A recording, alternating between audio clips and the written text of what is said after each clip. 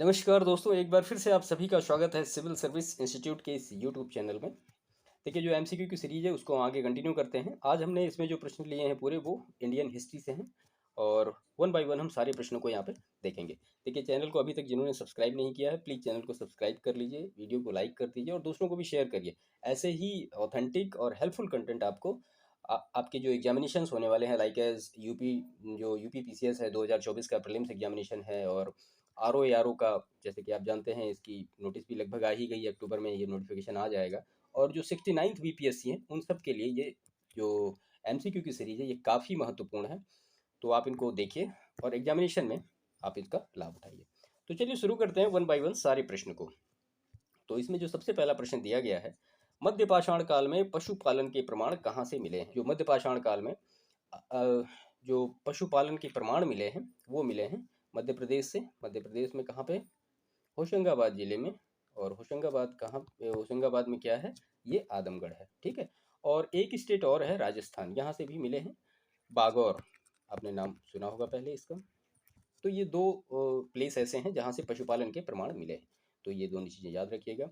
इसके बाद नेक्स्ट प्रश्न है, भारतीय उपमहाद्वीप में कृषि के प्राचीनतम साक्ष्य प्राप्त हुए हैं। तो जो कृषि के प्राचीनतम साक्ष्य प्राप्त हुए हैं, पहले वाले एमसीक्यू में शायद ये प्रश्न डिस्कस हो चुका है ऑलरेडी अलग लेवल पे। तो वहाँ जो हुआ है वो है लहुरा देव। लहुरा देव कहाँ है? उत्तर प्रदेश के संत कबीर नगर जिले में है। और अगर इसका टाइम पीरियड देखें हम तो ये 8000 सॉरी, तो इसका टाइम पीरियड है 8000 बीसी से लेके 9000 बीसी के मध्य क्या मिला है यहाँ पे? चावल, ठीक है। इसके बाद नेक्स्ट प्रश्न है, सिंधु सभ्यता संबंधित है। तो सिंधु सभ्यता किससे संबंधित है? तो ये एक आदि ऐतिहासिक युग से संबंधित है, क्योंकि यहाँ पर लेखन कला का ज्ञान तो था किंतु इतिहास निर्माण में इसका प्रयोग नहीं किया जा सकता। और इसका टाइम पीरियड अगर हम देखें तो 2500 बीसी से लेके 600 बीसी के कालखंड को आद्य ऐतिहासिक कालखंड माना जाता है। और उसी बीच में हड़प्पा सभ्यता या सिंधु सभ्यता एक ही बात है, तो वहाँ पे थी। तो इसीलिए हम इसको आद्य ऐतिहासिक युग से संबंधित है ये। इसके बाद नेक्स्ट प्रश्न है, मूर्ति पूजा का आरंभ कब से माना जाता है? ये माना है। तो जो मूर्ति पूजा है इसका आरंभ पूर्व आर्यकाल से माना जाता है, यानी पूर्व आर्यकाल सिंधु सभ्यता में मूर्ति पूजा प्रचलित थी। इसके उदाहरण कहाँ से मिले हैं? वो मोहनजोदड़ो से प्राप्त एक मोहर और शैंधोपुरा स्थलों से प्राप्त मात्र देवी की मूर्ति है, ठीक है। तो मूर्ति पूजा का आरंभ कब से माना जाता है? तो ये पूर्व आर्य काल से माना जाता है। इसके बाद नेक्स्ट प्रश्न है, हड़प्पा बस्ती दी गई है और पूछा गया कि किस नगर पे किस नदी पे यह अवस्थित है। तो जो हड़प्पा है ये रावी नदी पर, और कालीबंगा जो है ये घग्गर है, और जो लोथल है ये भोगवा नदी पर, और जो रोपड़ है वो सतलज पे, ठीक है। तो इसके अकॉर्डिंग आप इसके आंसर को मैचअप कर सकते हैं। नेक्स्ट प्रश्न हम देखते हैं, निम्नलिखित वैदिक देवताओं में से किसे उनका पुरोहित माना जाता था? तो जो पुरोहित माने जाते थे वो बृहस्पति को माना जाता था। इंद्र सबसे फेमस देवता थे। इंद्र का सबसे ज़्यादा बार नाम आया है और उसके बाद फिर अग्नि का नाम आया है, ठीक है। तो यहाँ पे जो इसका आंसर होगा सही वो होगा बृहस्पति। सातवां है, बुद्ध की मृत्यु के पश्चात प्रथम बौद्ध संगीति की अध्यक्षता किसने की थी? तो अगर देखा जाए तो जो प्रथम बौद्ध संगीति हुई थी ये कहाँ हुई थी? ये राजगृह में हुई थी। राजगृह में सप्तपर्णी गुफा में हुई थी। अजातशत्रु के शासनकाल में हुई थी। इसकी अध्यक्षता की थी महाकश्यप ने। और इसके बाद फिर 3 बौद्ध संगीतियाँ और हुई। जो लास्ट हुई थी वो कश्मीर में हुई थी, कुंडलबन में। बाकी जो 2 कहाँ हुई इसके बारे में आप हमें कमेंट करके बताइए कि वो कहाँ कहाँ पे हुई हैं, ठीक है, और किसके शासनकाल में हुई हैं। तो जो कश्मीर में हुई थी वो तो कनिष्क के शासनकाल में हुई थी। और जो पहली हुई थी, यानी जो पहली हुई थी वो हुई अजातशत्रु के शासनकाल में, और जो सबसे लास्ट हुई वो हुई कनिष्क के शासनकाल में। 2 बौद्ध संगीति इसके बाद हुई है। तो वो दोनों किसके शासनकाल में हुई हैं और कहाँ कहाँ हुई हैं इसके बारे में आप हमें कमेंट करके बताइए। इसके बाद नेक्स्ट प्रश्न है, त्रिपिटक निम्नलिखित में से किससे संबंधित है? तो त्रिपिटक है वो 3 पिटक हैं। क्या क्या हैं? तो इसमें सबसे पहला तो है विनय पिटक, उसके बाद फिर सुत्त पिटक, और उसके बाद फिर अभिधम्म पिटक। तो ये दोनों एक बार यानी पहली बौद्ध संगीति में इनको संकलित किया गया, और अभिधम्म पिटक को बाद में इसके संकलित किया गया। तो विनय पिटक में क्या है? नियम और आचरण की शिक्षाएं हैं। सुत्त पिटक में क्या है? इसमें धार्मिक सिद्धांत है। और जो अभिधम्म पिटक है इसमें दार्शनिक सिद्धांत है। तो ये सारे हैं, और ये किससे रिलेटेड है? ये बौद्ध से रिलेटेड है। तो यहाँ पे ऑप्शन डी इसका करेक्ट आंसर होगा। नेक्स्ट प्रश्न है, भगवान महावीर का प्रथम शिष्य था। तो प्रथम शिष्य तो उनके दामाद थे जमाली, ठीक है। इसके बाद फिर नेक्स्ट प्रश्न है, पाटलिपुत्र को किस शासक ने सर्वप्रथम अपनी राजधानी बनाया? तो ये हर्यक वंश का शासक उदयन था। ठीक है, हर्यक वंश का शासक था ये उदयन। इसने पाटलिपुत्र को सर्वप्रथम अपनी राजधानी बनाया था। कहाँ से ट्रांसफर की थी? तो अपनी राजधानी राजगृह से ट्रांसफर की थी। एक बार ये प्रश्न पूछा गया है कि कहाँ से ट्रांसफर करके वो पाटलिपुत्र लाया था, तो राजगृह से ट्रांसफर करके पाटलिपुत्र लाए थे। उदयन उनका नाम है। ठीक है, और ये जो पाटलिपुत्र है ये किन दो नदियों के संगम पे बना है, ये भी एक बार प्रश्न पूछा गया है। तो ये गंगा और सोन नदी के संगम पर है। तो ये भी सारे फैक्ट याद रखिएगा, एग्जामिनेशन के लिए ये सब काफ़ी महत्वपूर्ण है और मतलब पूछे गए हैं लगभग। नेक्स्ट प्रश्न है इसके बाद, केवल वह स्तंभ जिसमें अशोक ने स्वयं को मगध का सम्राट बताया। तो भाबरू जो स्तंभ लेख है ये कहाँ पे है? ये राजस्थान में है। इसमें अशोक ने अपने आप को मगध का सम्राट बताया है। इसके बाद नेक्स्ट प्रश्न है, मौर्य काल में शिक्षा का सर्वाधिक प्रसिद्ध केंद्र था। तो वो तक्षशिला में था। तक्षशिला, देखिए तक्षशिला जो है वो मौर्य काल में हिंदू और बौद्ध दोनों धर्मों की शिक्षाओं का प्रमुख केंद्र था। यहाँ विश्व भर से लोग पढ़ने आते थे। ये कहाँ पे है? ये इस्लामाबाद के पाकिस्तान में स्थित है। इसके बाद फिर नेक्स्ट प्रश्न है, गुप्त काल में उत्तर भारतीय व्यापार निम्नलिखित में से किस एक पत्तन से संचालित होता था? तो ये जो संचालित होता था वो ताम्रलिप्ति बंदरगाह था, वहाँ संचालित होता था। देखिए गुप्त काल में बंगाल में ताम्रलिप्ति एक प्रमुख बंदरगाह था जहाँ से उत्तर भारतीय व्यापार के साथ साथ दक्षिण पूर्वी एशिया, चीन और सुमात्रा, श्रीलंका आदि देशों के साथ व्यापार होता था। तो ये ताम्रलिप्ति बंदरगाह है।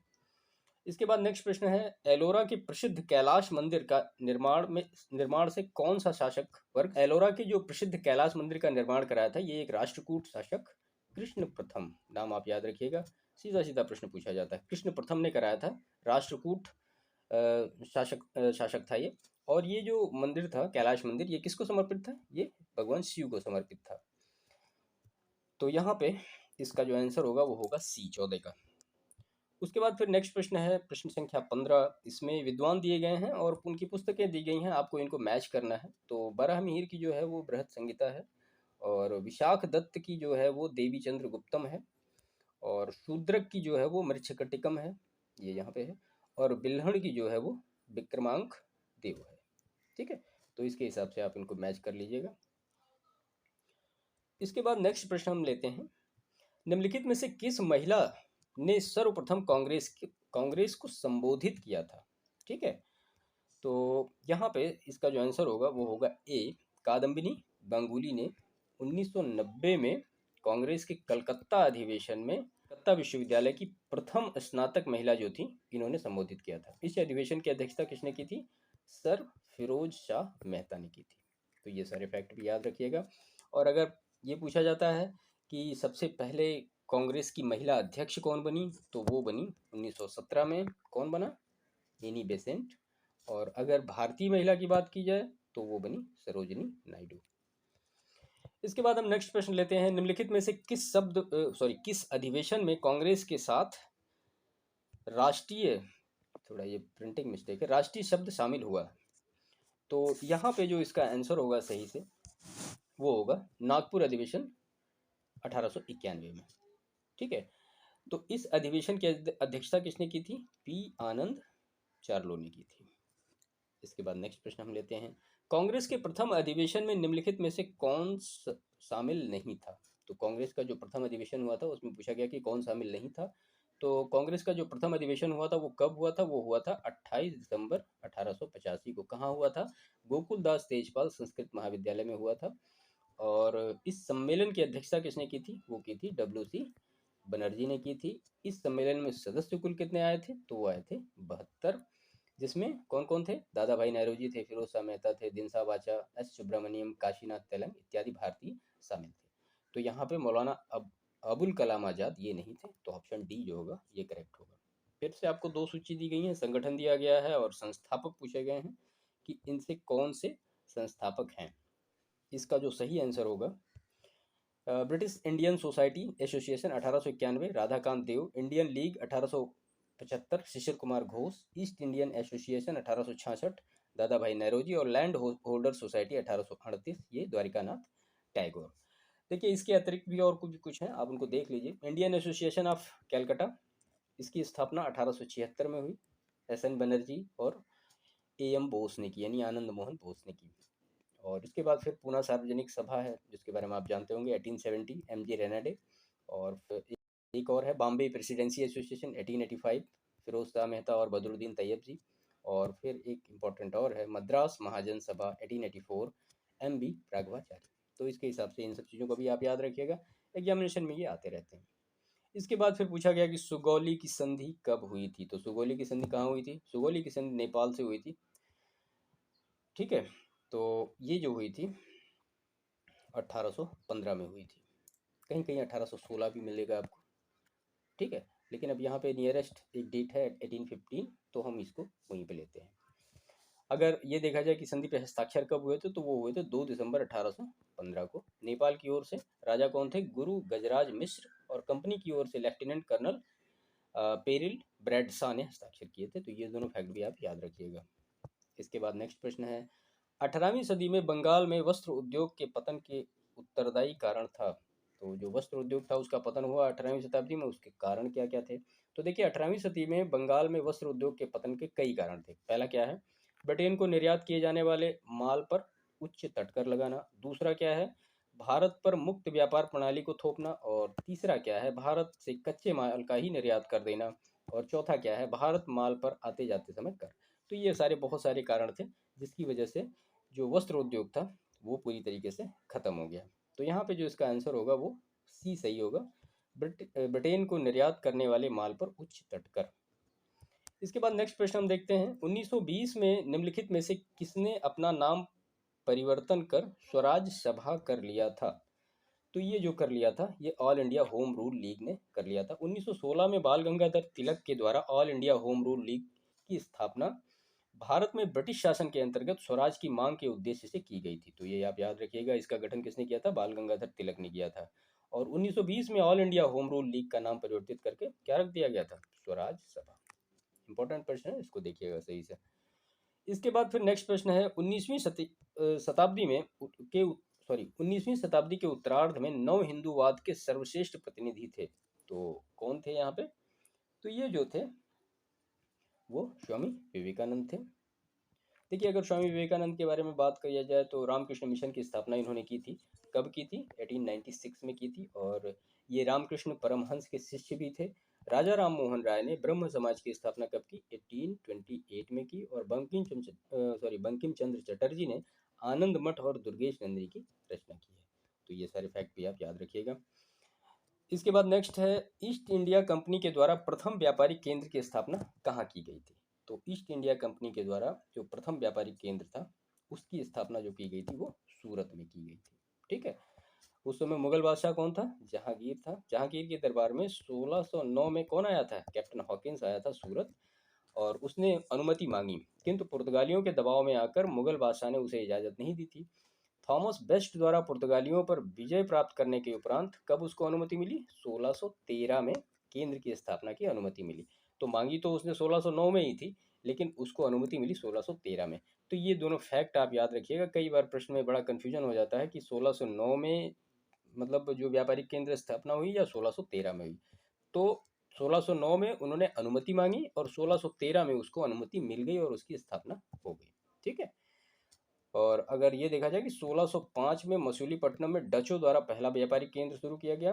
और उसके बाद 1664 में सूरत में फ्रांसीसियों द्वारा किया गया। और फिर 1620 में तंजौर के निकट डेनमार्क द्वारा शुरू किया गया। तो ये भी सारे फैक्ट आप याद रखिएगा। इसके बाद नेक्स्ट प्रश्न है, यूरोपीय कंपनियों के आने के क्रम व्यवस्थित कीजिए। अब इसमें सबसे पहले कौन आया, ये इस तरह से इसके अकॉर्डिंग आपको इसको सेट करना है। तो यहाँ पे सबसे पहले पुर्तगाली आए, फिर अंग्रेज आए, फिर डच आए, फिर फ्रांसीसी आए।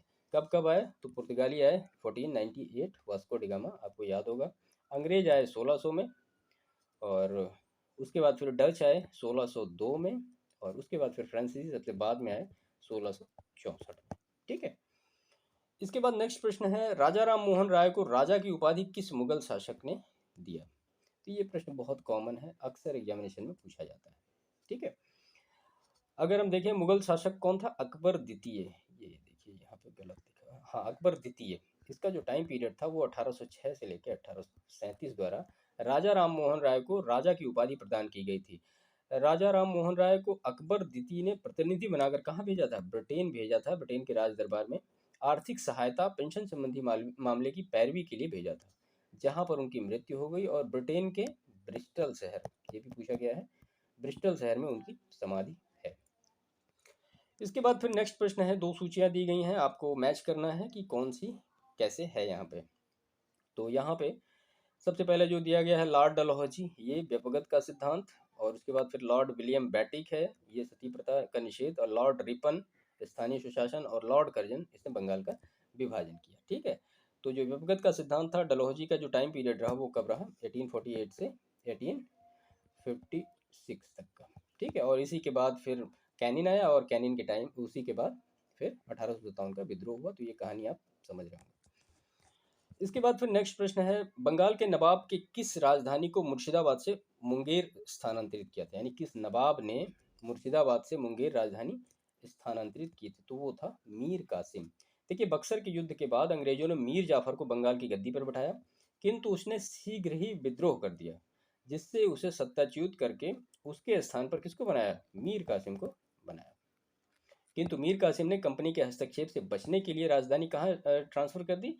मुर्शिदाबाद से हटाकर मुंगेर ट्रांसफर कर दी। इसके बाद फिर नेक्स्ट प्रश्न है, इसमें सुमेलित नहीं है, पूछा गया है कि इसमें से कौन सा सुमेलित नहीं है। तो देखिए, प्रथम आंग्ल मैसूर युद्ध 1767 से आंग्ल मैसूर, ये 80 से 84 के बीच में, इससे मंगलोर की संधि हुई, ये मंगलोर की संधि है। और तृतीय आंग्ल मैसूर 1790 से 92 श्रीरंगपट्टनम की संधि हुई, ये भी ठीक है। और जो चतुर्थ आंग्ल मैसूर था, ये 1799 में हुआ, लेकिन ये सालबाई की संधि नहीं थी। ठीक है, इसमें टीपू मारा गया था। तो यहाँ पे ऑप्शन डी जो है ये सुमेलित नहीं है। देखिए, सालबाई की जो संधि की अगर हम बात करें तो ये हुई थी 1782 में, सिंधिया की मध्यस्थता के कारण पूना दरबार और अंग्रेजों के मध्य हुई थी। और सालबाई की संधि आंग्ल मैसूर से कोई रिलेशन नहीं है उसका, मतलब रिलेशन इनडायरेक्टली तो है ही है। अंग्रेज वहाँ उन्होंने संधि की, उसके बाद वो उनसे मिल के आए और उन्होंने मैसूर पे काफ़ी तेज़ी से आक्रमण किया, जिससे वो टीपू को हरा पाए। तो ये सारी चीज़ें हैं, लेकिन इसके अकॉर्डिंग यहाँ पे ये सही नहीं है, सालबाई की संधि नहीं होगी। तो यहाँ पे ऑप्शन डी करेक्ट होगा। नेक्स्ट प्रश्न इसका है, प्राचीन स्मारक संरक्षण एक्ट किस गवर्नर के कार्यकाल में पारित हुआ? तो ये जो पारित हुआ था, ये लॉर्ड कर्जन के टाइम में पारित हुआ था।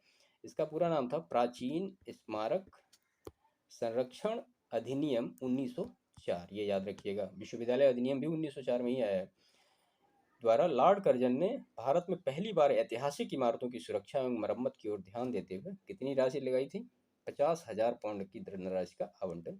ये पूरे 30 प्रश्न थे जिनका हमने यहाँ पर डिस्कशन किया, और फिर इसके आगे नेक्स्ट पार्ट में हम देखेंगे, जो कि हिस्ट्री के ही हैं पूरे क्वेश्चन, लेकिन इसको हम नेक्स्ट पार्ट में करते हैं यहाँ से। ठीक है, तो बाकी मिलते हैं आपसे नेक्स्ट वीडियो में।